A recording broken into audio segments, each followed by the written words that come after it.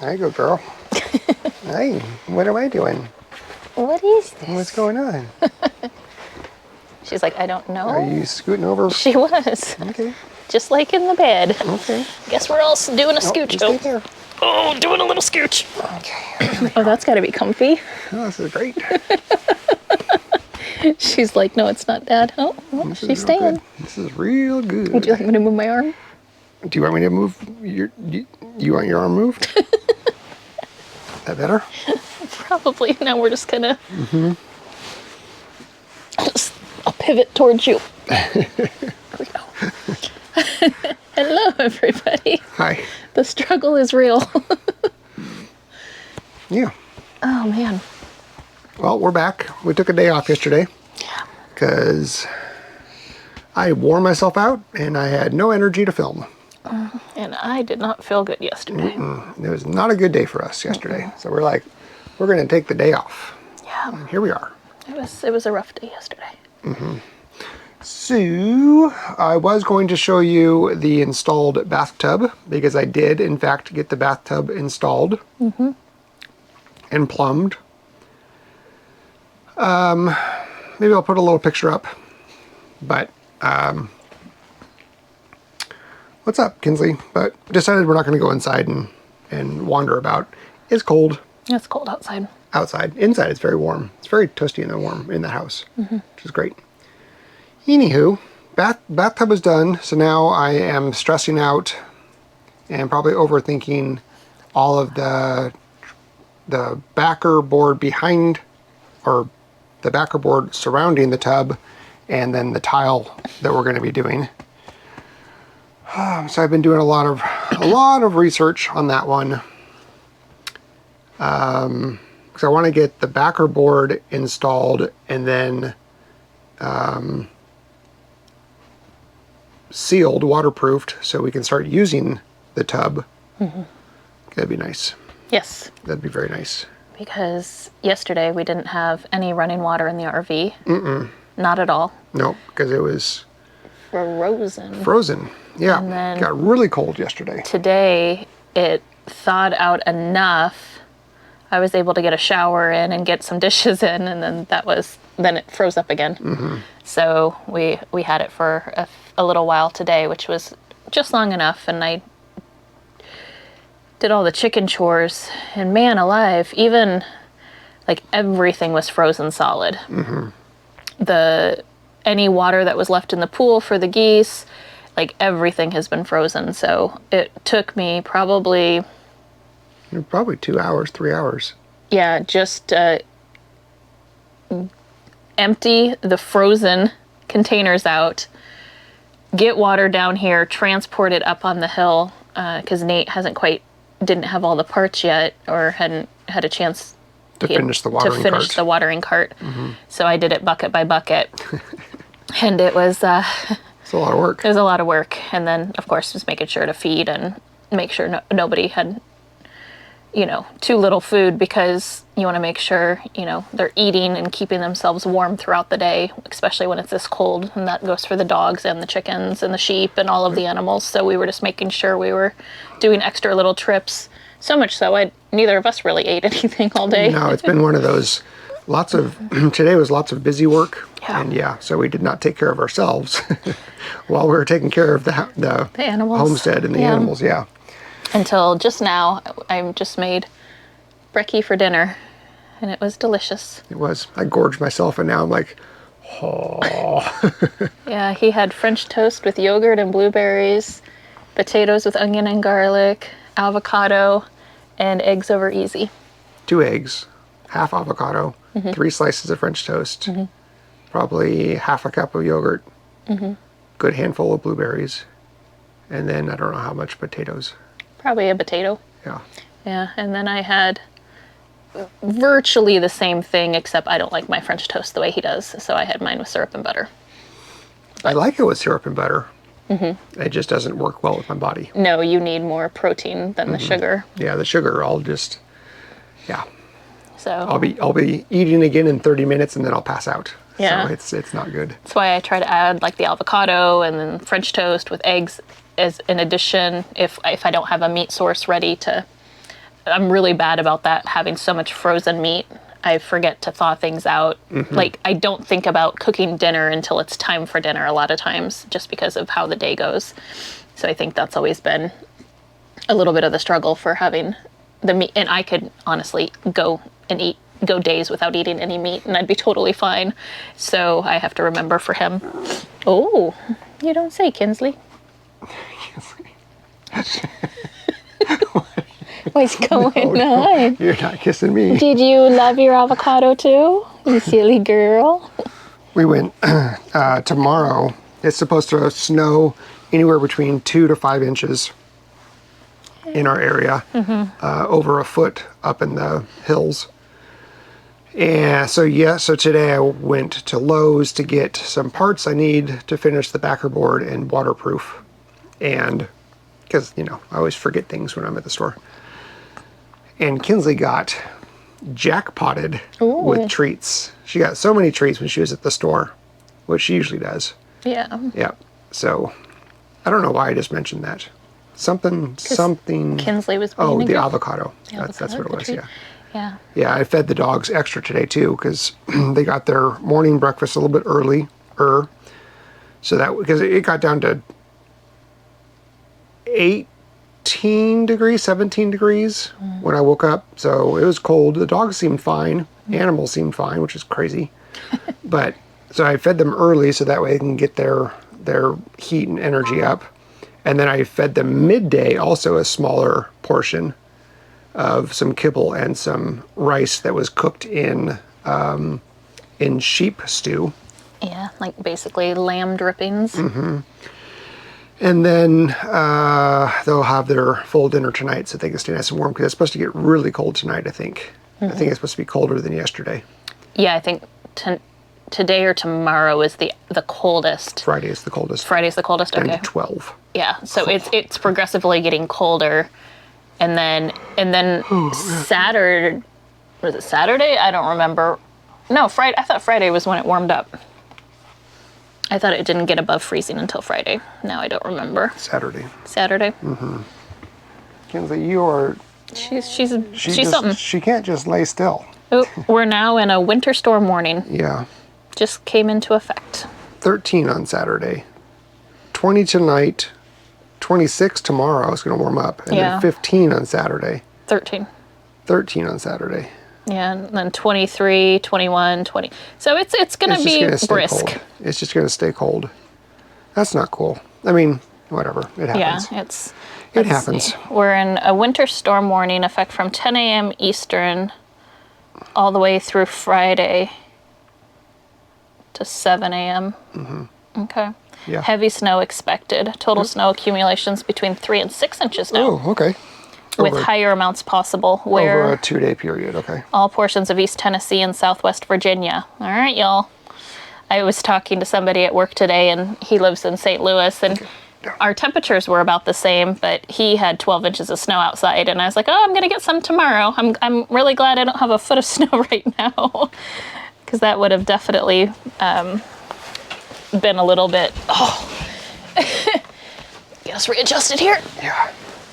It would be a little, chores would have been a little even more difficult with 12 inches of snow, because I don't know if the trikes and the lawnmower and all of that would really do very well. I don't know what that would just be crazy. Have you ever been anywhere where there's been 12 inches of snow? Yeah. Oh, okay. Besides like Mount Hood or something? Well, I mean, Portland's had a big snowstorm before. Oh. We've had, Decent. I mean, it wasn't like frequent by any means, but yeah, so, but where I come from, Portland, it shuts down when there's talk of snow. A dusting. Yeah, dusting of snow. Dusting. Yeah, they're just not prepared. It starts to show up in the air and the whole city is like on lockdown. Yeah, So, it'll be the same here. We're just not going to do anything. We'll just stick around and... That's why you ran to the store this afternoon. That's why I did kind it of today. unprompted. Yeah, and then Yeah. a couple weeks ago I had called the neighbor that cuts his own hay because he has a bunch of Cattle, beef cattle, and I asked if I could... Is there other type of cattle? Oh, I guess dairy cattle? Yeah. Okay. Sorry, I was like, is there something else? Just let me tell my story. I will. I apologize. I was just thrown off by the beef statement. Gary the cow. Nope. Okay, anyway, asking if I could come up and buy a bale of hay for him because the sheep needed some new hay. They don't like the hay that we bought, I guess, last year. Yeah, we bought it right before winter last year, and they, even when it was fresh, like when we first bought it, they were not fans of it. No. I don't know what the difference was, because they were fine with the stuff we had gotten the year before. Yeah. But they yeah, just no more alfalfa pellets. Yeah, I spoiled them. I really did a number on them. They were more spoiled than the dogs were. We just didn't know it. Just, yeah. So anyway, today I called them. I said, hey, can I come get one?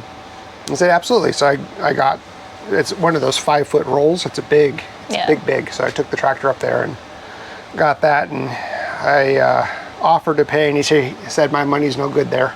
I said, okay, I'll get you later. Yep. So anyway, so we got... Yeah, we trade back and forth. So we got a big old thing of a round bale of mixed grass hay that the sheep can now hopefully start eating, because they're getting a little rambunctious in their escaping their paddock because they get hungry because their winter paddock doesn't really have anything for them anymore. And they don't like the hay that we have in there. And they don't like the hay that we bought for them.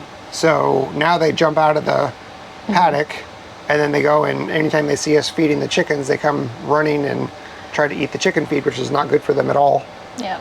So I was like, all right, enough's enough. I was done chasing the sheep today. Yeah, so, and plus with it going to be bad weather the next couple of days, like I don't have an opportunity. Yeah. So I went up there and picked up a big old round bale. Is it called a bale? Yeah. It's a round Square bale. Yeah, round bale versus square, yeah. Yeah. Yeah, so we'll see how they like that. When I opened it up, took the string off, or whatever that stuff is called. Twine. The twine. And peeled the first layer off of it, and it's nice and green inside, so they should... Yeah, they should go for it. Once they discover it, they should start going for it. Yeah, I just have to think about it more and do more tree fodder and more things that I know that they like right before winter, when it's just that timing of when we should cut down trees for a couple different reasons, firewood, and then for the sheep to eat the leaves off of it. But if I wait till after the leaves are off, then it's too late. So I don't know. I think I'm really hopeful that they like it. If not, we'll just roll all of that out,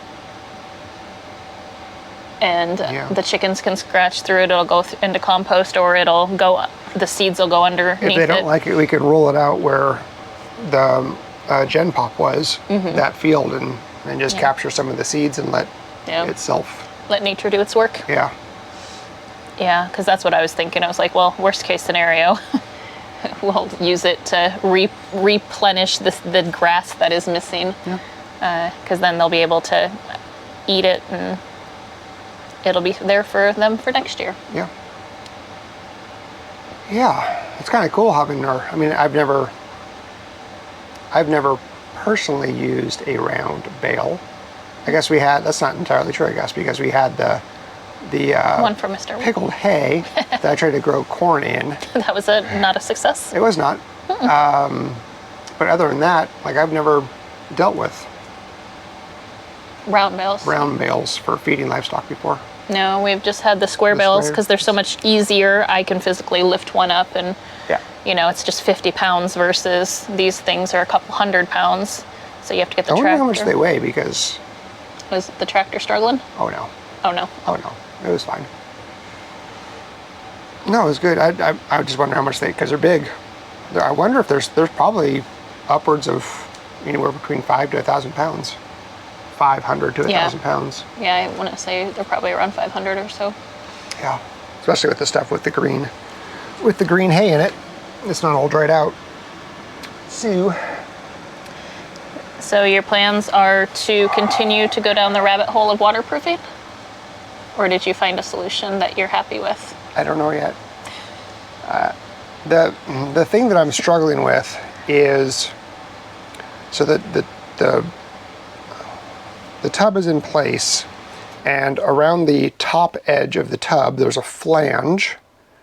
I know how to deal with that. The backer goes to the top of the flange, just slightly off of it, and then just proud of the flange, so that way when your tile comes down, it covers, it almost touches the,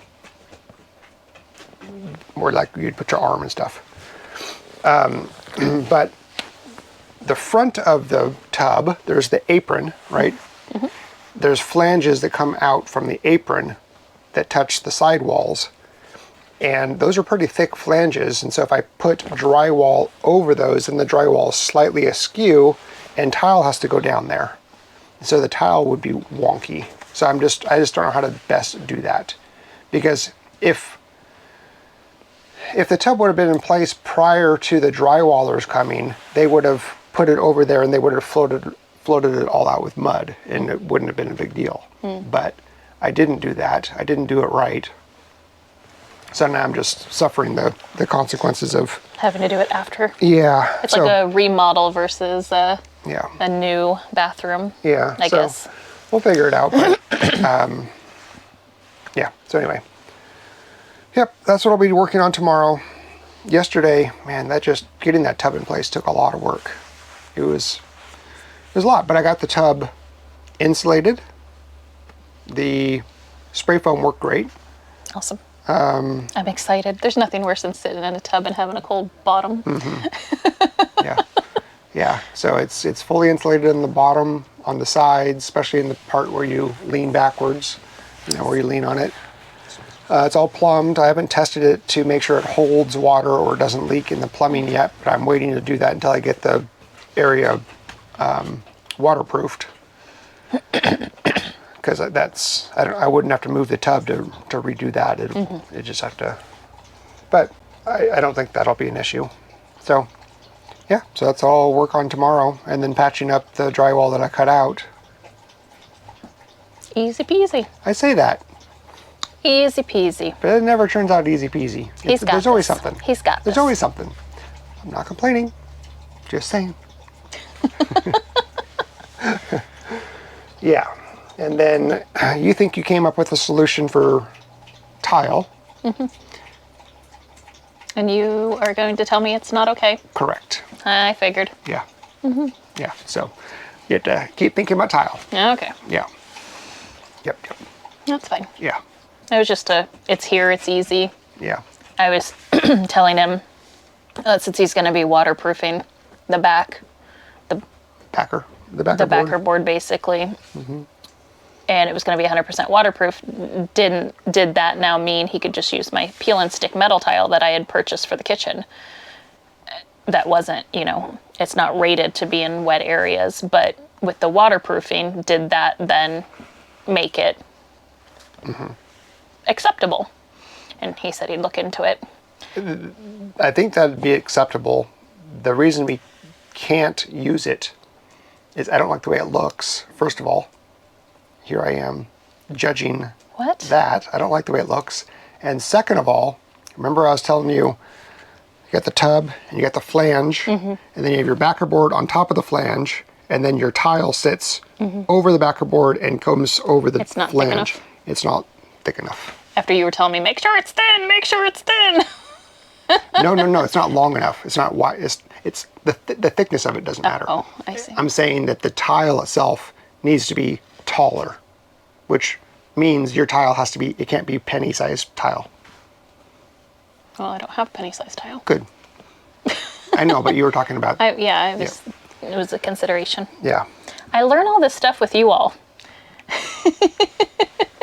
Hey. I learned so much filming Kick. This is the time that we talk. It is. It's like we do our own things pretty much throughout the day, and then we sit down and talk, and then...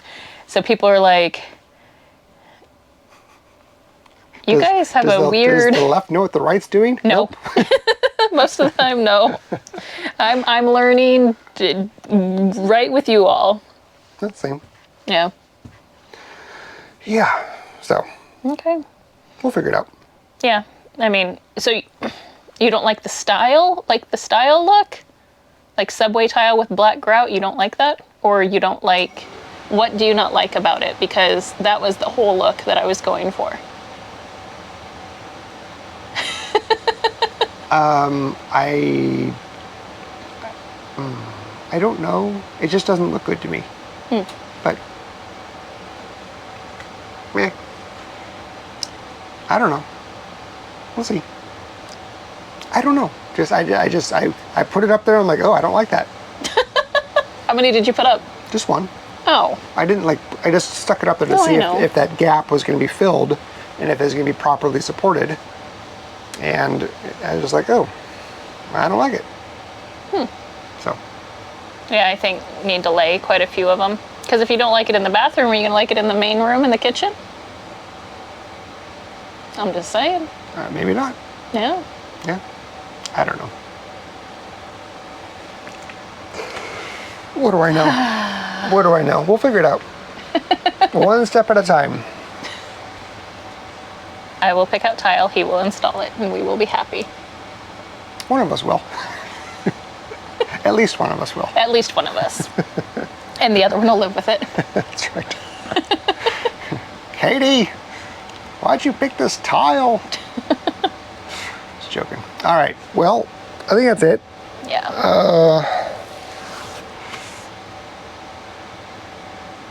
Yeah, I think that's it, huh? Yeah, I think so. Yeah. I'm getting some pre-orders for chickens, so getting ready for spring. I've got 3 pre-orders already. It's super exciting. That is exciting. You got to figure out where you're going to put your brooder. I know.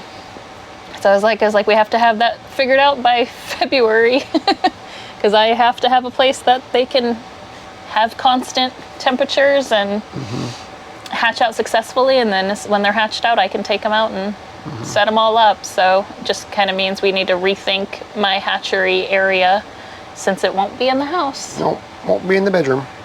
No.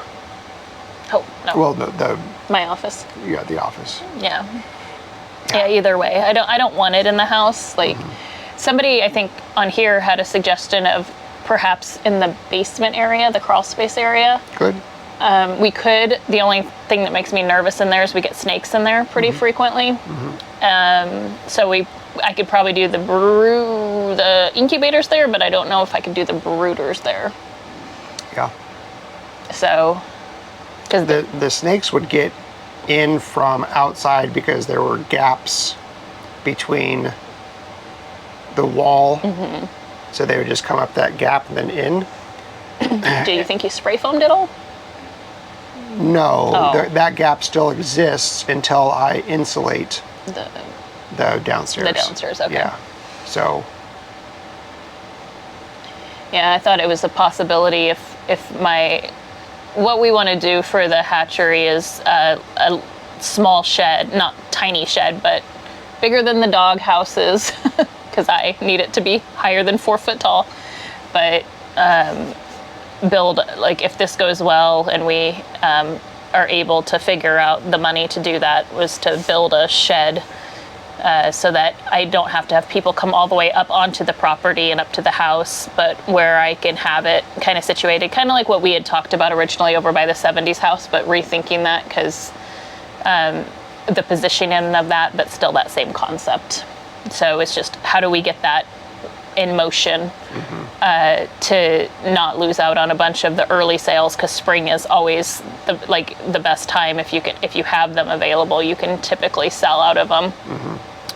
So I want to try to hit that demand early on so I can have some good sales, and then if we could take a pause and then focus on other, like garden and the orchard and all the other things. But I want to hit the ground running, I guess, with that. And so it'd be nice to have the little shed up. So, or if not, then we'll just have to continue to do it the way we're doing it. And it works, but it's a lot of work for us. It's a lot of work. Because we have to go catch them and put them in a temporary coop, and then when the people come, we have to catch them out of that temporary coop and put them into their temporary coop, and it's just a lot of extra handling that I'd prefer if I could just have it all in one nice enclosure and just kind of run my business out of that. I think it'd be a lot better. Just more then I can, you know, keep the scale right. I could hatch more frequently, but I wouldn't have to hatch as many. So I could just do much more frequent batches and just be hatching every, you know, 2 weeks or so with the different incubators that I have. So. Yeah, it's a lot. Yep. It'll all get done. Yep. Yep, Cool. yep. All right. All right. See you tomorrow. Take care. Thanks for watching. Bye.